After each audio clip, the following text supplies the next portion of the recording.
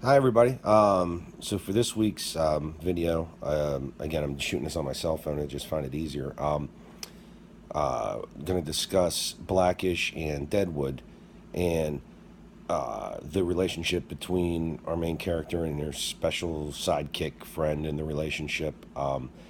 In Blackish, it was really tough. I know that was just a little microcosm of the series there.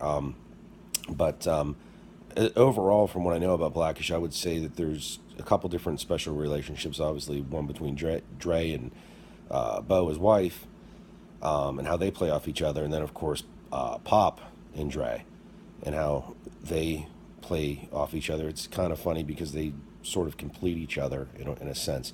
But I'd really like to talk more about Deadwood, and I'm so happy to have had the opportunity to read the pilot because I think that script of that series is just phenomenal, and a lot of people would focus on Seth Bullock as the main character of the series, the protagonist, and of course he's got Saul Starr as his sidekick, and Saul's kind of the voice of reason, I think, in a lot of areas with Bullock, who is played extremely well by Timothy Olyphant, I think is his name. I never can pronounce it, but I think he just was born to play that role.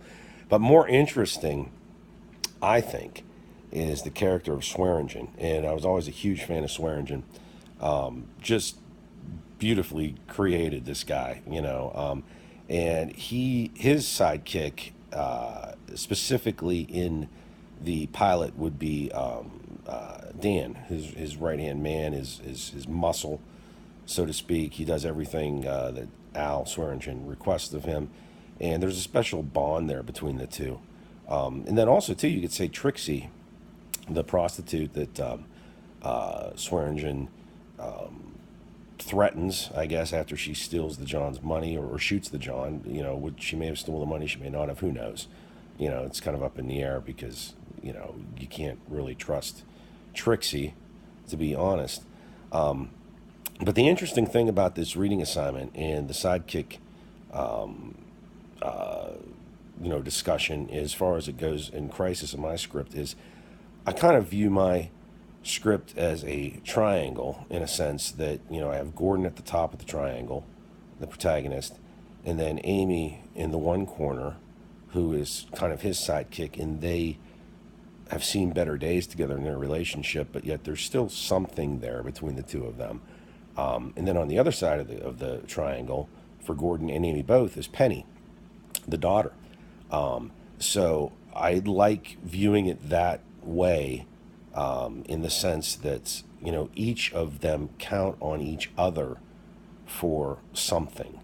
Whether it's security, whether it's family, whether it's, in Penny's instance, the truth.